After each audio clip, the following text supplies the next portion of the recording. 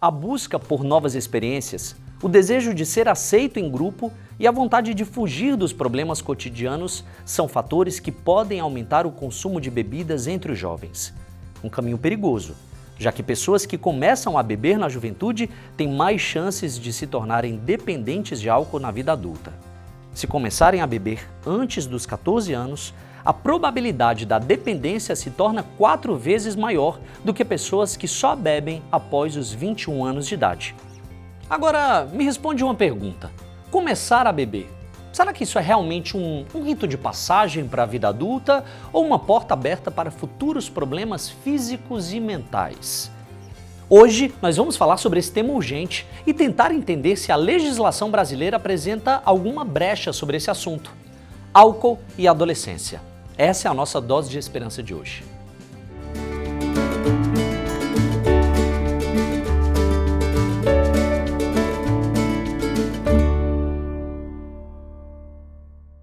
E para conversar com a gente sobre esse tema, recebam agora aqui comigo as minhas convidadas. Quem está aqui com a gente é a Vanessa Venâncio, ela que é presidente da Comissão de Políticas Públicas sobre Drogas da OAB Ceará. E a gente recebe também a psiquiatra geral da criança e do adolescente, doutora Ionésia Amaral, que também é coordenadora do Ambulatório de Crianças e Adolescentes do Hospital Universitário Walter Cantídio. Meninas, aliás, posso chamá-las assim? Pode ser? Muito obrigado pela presença de vocês hoje aqui no nosso programa. E eu tenho uma série de perguntas porque, óbvio, já fui um adolescente, já fui uma criança, né? E já quero saber logo de cara, vou começar contigo, doutora. Já vou lhe colocar numa sinuca de bico.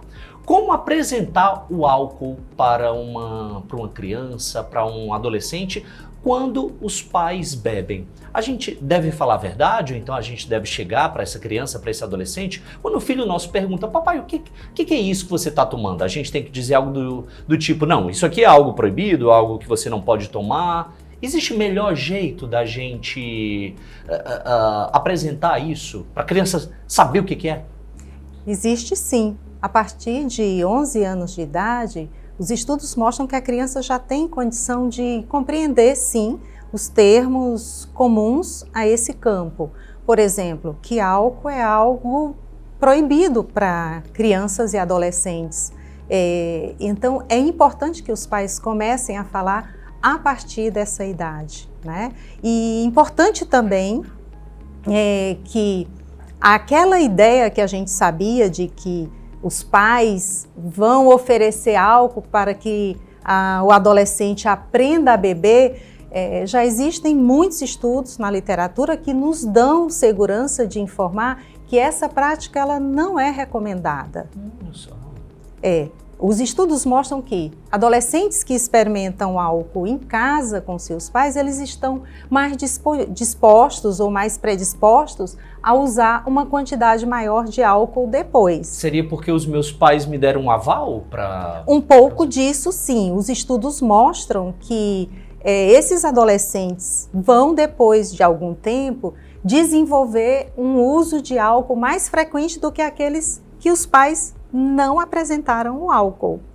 Eu, pelo menos, vejo e encaro assim, até mesmo porque você começou dizendo a partir dos 11 anos, né, que a gente deve fazer isso. Agora, nos outros programas aqui nossos, que a gente já apresentou, que já foram exibidos, tantos relatos de adultos que vieram aqui, que sentaram exatamente nessa cadeira onde você está, falando que já tiveram contato com o álcool muito mais cedo.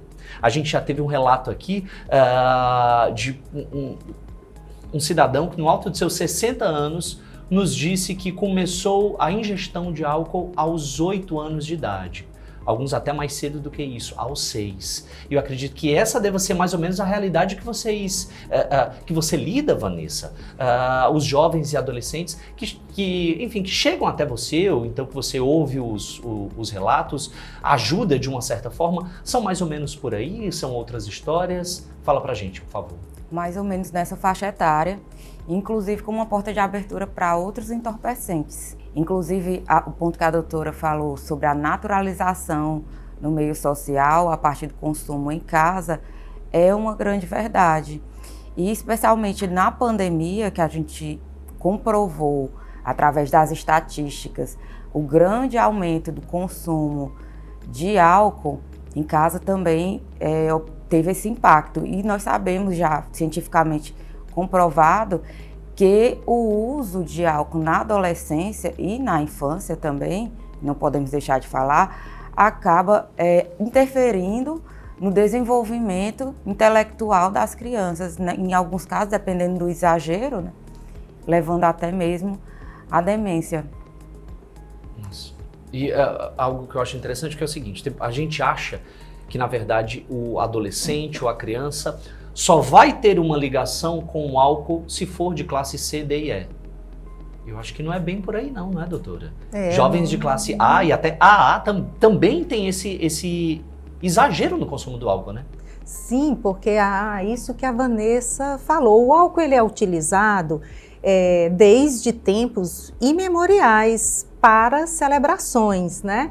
Então, começou lá nas igrejas, na realeza, porque era um produto caro, não era acessível. Mas com a Revolução Industrial e a produção farta, cada vez mais todos puderam ter acesso, né? E ele é usado em todos os momentos, em todas as celebrações.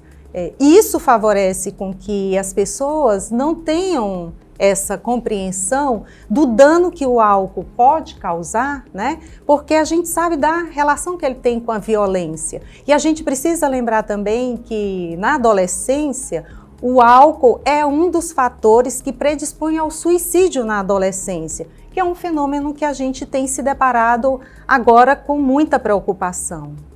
Vanessa, eu acho, já comecei colocando a doutora lá no início, né, em uma sinuca de bico. Chegou outra vez. Na verdade, quero saber o seguinte, você sempre lidando com crianças, com adolescentes, já deve ter escutado a seguinte pergunta que eu quero que você me responda agora. Nós podemos decidir o futuro do nosso país com 16 anos, mas por que beber a gente só pode aos 18? Bem, já escutou essa pergunta de algum adolescente? Poxa, por que a gente não pode beber a partir dos 16 também? Bem, como a doutora até colocou, a questão da responsabilidade. Uma situação é a capacidade de decidir e a outra coisa é o impacto que o uso do álcool vai gerar no cérebro desse adolescente, né, afetando o poder de decisão e qualquer outro tipo do estilo. Por exemplo, hoje em dia se fala muito da questão de redução de danos, que é a questão do consumo mais, que eu digo, consciente dos entorpecentes, certo, de uma forma geral. E a questão de falar de redução de danos também na infância, na adolescência e até na fase adulta. Porque o que acontece muitas vezes, a questão do álcool, é uma válvula de escape ou é até uma máscara, né? Uma forma de manifestar algum outro tipo de transtorno, que eu creio que a doutora possa falar até bem melhor. Algum tipo de ansiedade, algum tipo de depressão e acaba desembocando no uso abusivo, extremamente abusivo. Vanessa, você tem razão quando você fala nisso, né? O álcool, ele é muito utilizado para sociabilidade. A população pouco sabe que a ansiedade social, aquela fase mais, digamos, grave da timidez, é muito utilizado pelas pessoas para poderem relaxar e sociabilizar. E o que o adolescente está fazendo? Ele está sociabilizando, ele está saindo de casa para os grupos e aí ele sente essa necessidade, né? A gente sabe que tem outras estratégias que podem funcionar muito bem para essa sociabilidade. Aí temos que lembrar que o álcool coloca o adolescente num ciclo muito ruim, porque ele promove problemas como depressão, como problemas escolares, acidentes, né, risco de violência. E também o adolescente que tem ansiedade ou depressão, ele pode buscar no álcool essa válvula de escape. É por isso que a gente precisa falar sobre esse tema, né, para que a população esteja mais alerta e possa buscar os profissionais de saúde na atenção primária e, quando necessário, esse profissional vai encaminhar para o especialista nessa área. Doutora, você até me lembrou bastante a questão da pandemia, no momento de lockdown, em que muitas crianças e adolescentes ficaram em casa no ensino remoto. Muitos tiveram seu ensino prejudicado por conta disso, né? O aprendizado, no caso, prejudicado, né? Alguns ficaram com algum atraso em relação ao restante da turma. E associado aos pais também, que com certeza todos nós passamos esse período de ansiedade, de quase até o síndrome de pânico, de estar enclausurado naquele momento, também teve alguns aspectos nesse ponto que se agravaram mais, né?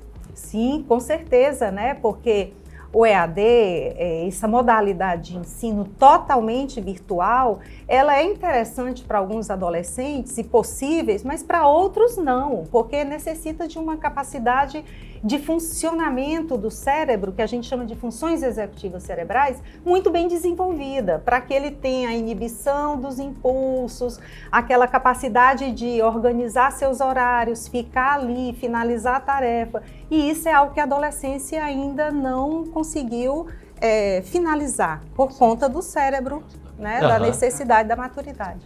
A senhora acredita que o álcool é mesmo, não sei se isso é clichê, se isso de fato acontece, mas é a porta de entrada para outras drogas? E agora, a gente está em um tempo pior do que foi em um passado não tão recente? Sim, o álcool é a porta de entrada para as outras drogas, é um grande problema de saúde mental e de saúde pública em geral, né? Porque está muito relacionado à violência, seja doméstica, seja a violência na rua, os acidentes de trânsito. A gente já tem estatísticas que corroboram essa ideia. Então, assim, a dependência alcoólica é o segundo transtorno mental mais frequente, só perde para a depressão. Então, não há dúvida nenhuma de que o álcool sim é um grave problema, precisa haver realmente os gestores, né, das nossas políticas públicas, medidas que façam com que eles não cheguem aos adolescentes, né? Os países desenvolvidos, eles têm mais normas e mais legislação voltada para isso, né? Por exemplo, é muito comum a gente estar num país desenvolvido e quando dá 19 horas, a área toda de bebida alcoólica, ela baixa as portas.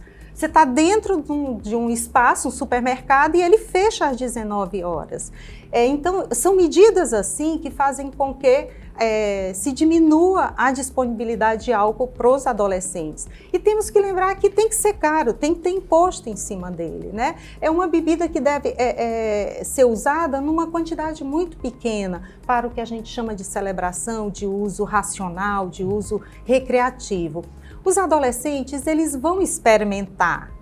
Faz parte do processo da adolescência as experimentações, né? Mas isso não é motivo para que os adultos estimulem ou experimente junto com o pai. É sobre isso que eu quero falar, porque já tem toda a pressão dos pares, dos colegas, né? E o adolescente precisa entender que ele não precisa beber para poder ser aceito pelo grupo, né? Talvez ele não encontrou o grupo dele ainda, né?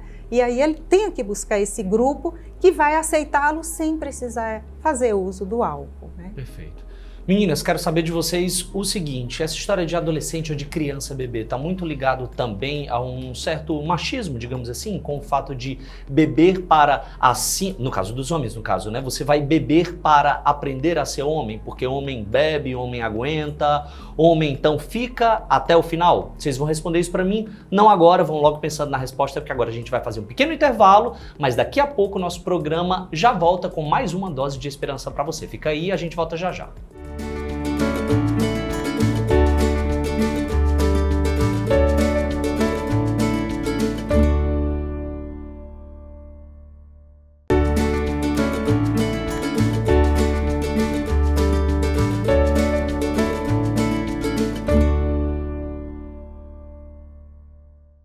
Nossa dose de esperança já está de volta, ainda falando sobre o uso do álcool na adolescência. E é justamente esse o período da vida que é considerado como um amadurecimento. É quase que como uma fase de transição no desenvolvimento físico e psicológico. E é exatamente por esse motivo que beber durante esse período é tão prejudicial. Uma pesquisa revelou que em 2019, 43,8% dos adolescentes consumiram bebidas alcoólicas em festas e 17,8% entre amigos. Mas a família também tem sido um lugar de permissividade. 9,4% dos jovens brasileiros teve permissão da família para beber fora de casa e 3,8% bebeu em casa com permissão. Não é uma tarefa fácil, mas os pais têm papel essencial para mostrar aos jovens que o caminho da bebida está muito longe de ser uma boa escolha.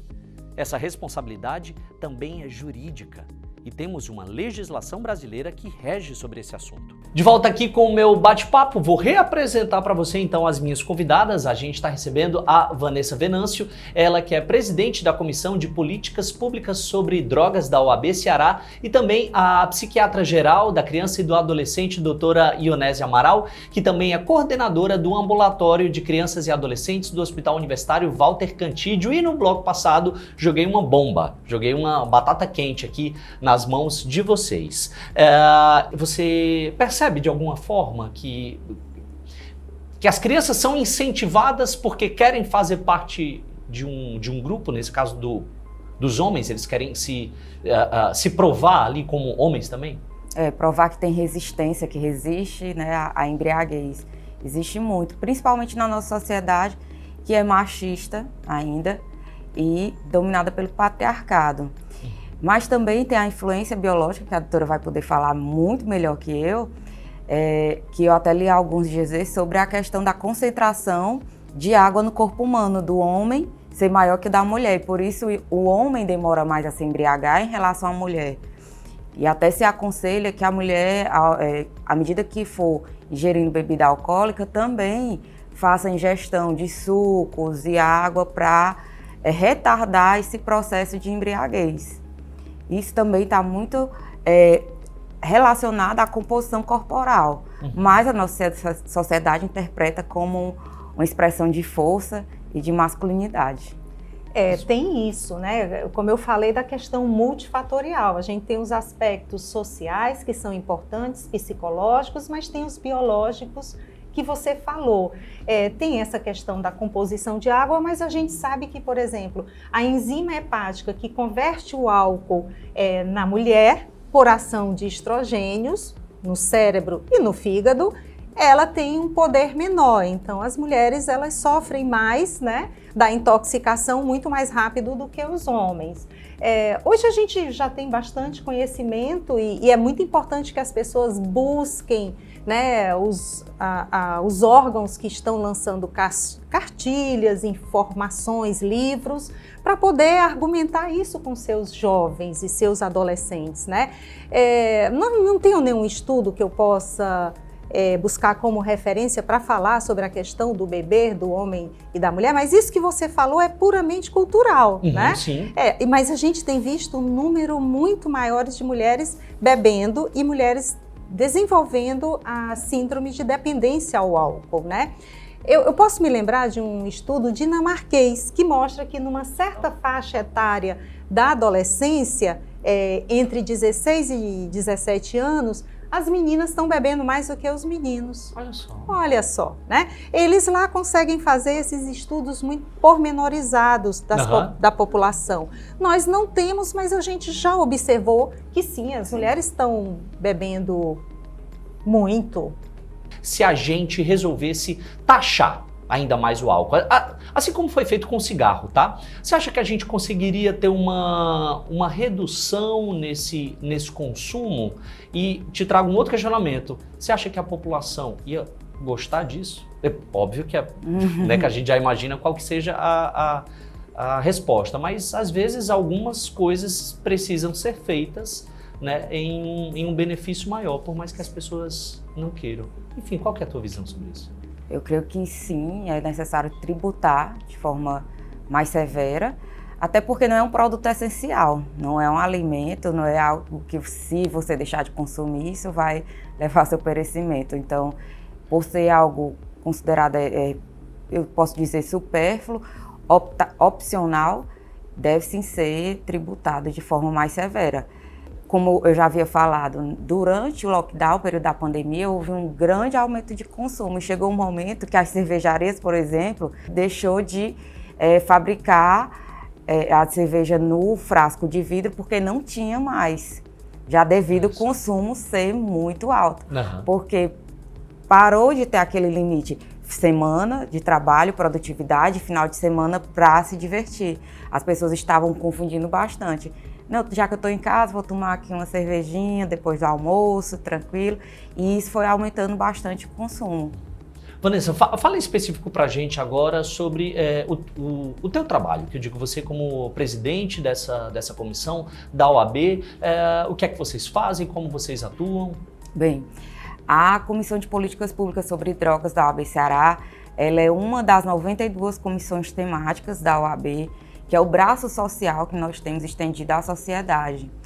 A Comissão de Políticas sobre Drogas, ela visa debater, fomentar pesquisas acadêmicas acerca do uso de entorpecentes de uma forma geral e também se tornar mais participativa em todos os meios da sociedade, como ações dentro de escolas, ações dentro dos CAPs. Vanessa, você falou uma coisa importantíssima aí, de muito que você falou, que é o papel da escola, né? Porque assim, no CAPS-AD, eles vão receber já pessoas com dependência, síndrome de dependência, que é uma fase posterior da doença, né? Do transtorno de dependência ao álcool. Mas a gente precisa evitar que esse processo ele se desenvolva, desencadeie. E para isso o papel da escola é fundamental, né, na orientação dos adolescentes, mas também dos pais, né, que vão regular. E é regular mesmo, gente. Eu não tenho nem um pouco de melindre em falar que é proibido, né? Então tem que proibir. Álcool não pode até 18 anos. E eu iria até um pouco além, porque a gente sabe que a adolescência, ela hoje não é vista só do ponto de vista social, mas do ponto de vista neurobiológico, do funcionamento do cérebro. E a gente sabe que o cérebro vai terminar todo o seu processo de maturação em torno dos 24 anos. Então, pelo menos até, sei lá, 21, 22, nos Estados Unidos é proibido a venda e o consumo de bebida alcoólica até 21 anos. Então, por que a gente também não pode estender isso? Uma outra coisa, né, a publicidade da cerveja, ela está aí no horário nobre, dentro da casa das famílias, no horário que as crianças e adolescentes estão vendo TV. Eles não veem mais tanta TV, mas eles veem também essa propaganda na internet, né? E por quê? Se nós temos uma política que proíbe o uso de qualquer quantidade de álcool para direção, e isso foi muito bem-vindo. Alguns países ainda permitem uma pequena quantidade na leitura do bafômetro. Nosso país não permite. Por que se permite que a publicidade de cervejas que tem um certo nível de teor possa ser exibido?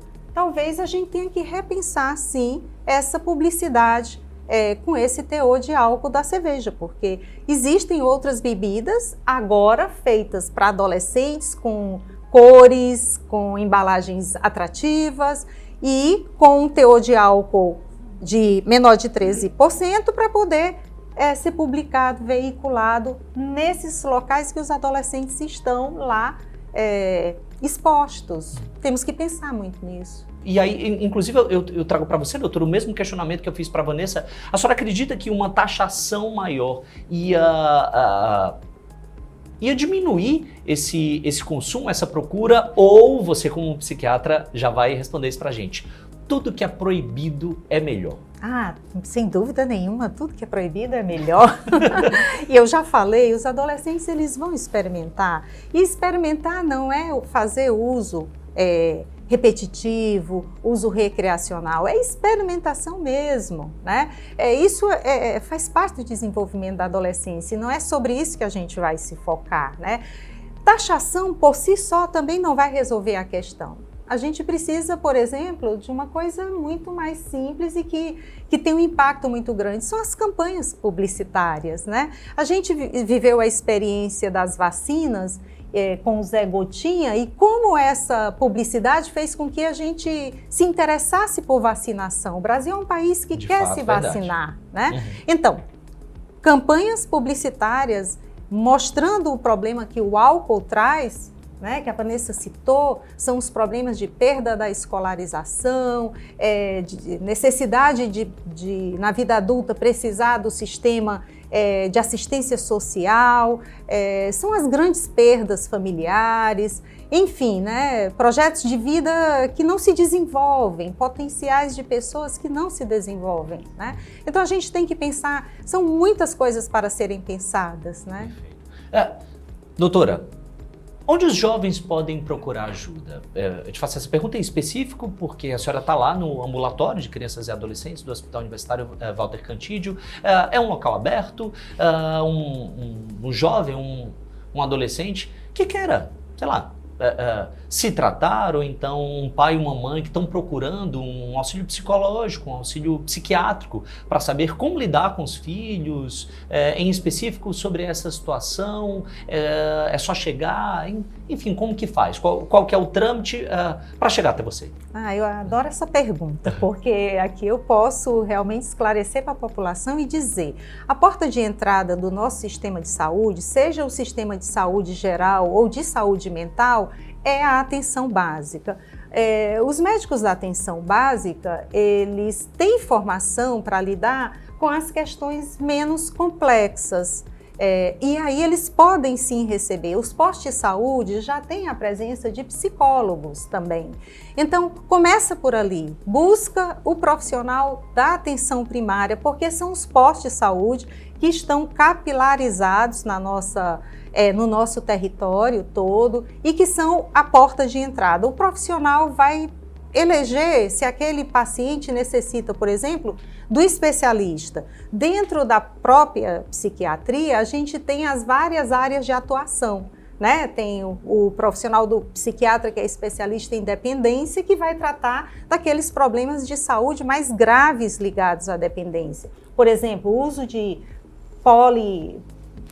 muitas drogas ao mesmo tempo, simultaneamente. Então, casos em que já chegou na dependência, né? Porque a dependência é a linha final. E a gente precisa entender que, antes disso, a atenção básica pode fazer as medidas de orientação, o acompanhamento psicológico, né? Das famílias também, colocando quais são os limites, qual é a importância de outras estratégias, buscar esportes, buscar saídas para problemas escolares, que isso às vezes faz com que o adolescente ele se desligue da escola, e os problemas escolares podem ser resolvidos na atenção básica também, né? Então a atenção básica é o nosso grande motor, né? E que está lá para receber e fazer os encaminhamentos, as orientações que forem necessárias. Perfeito, então. Para a gente finalizar, Vanessa, qual é o recado que você pode dar então para pais, para mães, para futuros pais que estão assistindo a gente agora e que, enfim, já se preocupam, né, com essa situação do álcool, das drogas? Tem algum recado que a doutora Vanessa, como mãe, como mulher, como profissional, queira dar? Conversem com seus filhos, compartilhem sentimentos, não reprimam, porque a porta de entrada também do álcool é o não dito, né? É o silêncio. Então conversem, dialoguem e tenham a humildade de pedir ajuda quando necessário. Perfeito, então. Meninas, agradeço demais a presença de vocês hoje aqui no nosso programa. Espero, de coração mesmo, né, que a gente tenha tocado aquele coração daquele pai, daquela mãe, que era permissivo demais ou então que era proibitivo demais. Eu acho que a nossa vida, a gente consegue reger muito melhor se a gente estiver no caminho do meio do que nesse caminho dos extremos, né? Então, mais uma vez, muito obrigado pela presença de vocês e muito obrigado também pela sua audiência. E ó, já fica o recado, no nosso próximo programa a gente já vai estar recebendo a psicóloga Raquel Cerqueira, que vai falar então um pouco mais sobre essas políticas públicas. O que a gente tem na nossa cidade que a gente pode fazer para quem está enfrentando em específico esse problema do álcool. Tudo isso no nosso próximo programa. Eu sou Ilan Gugel, vou ficando por aqui. Te espero no nosso Dose de Esperança que vem, tá bom? Beijo grande, até já.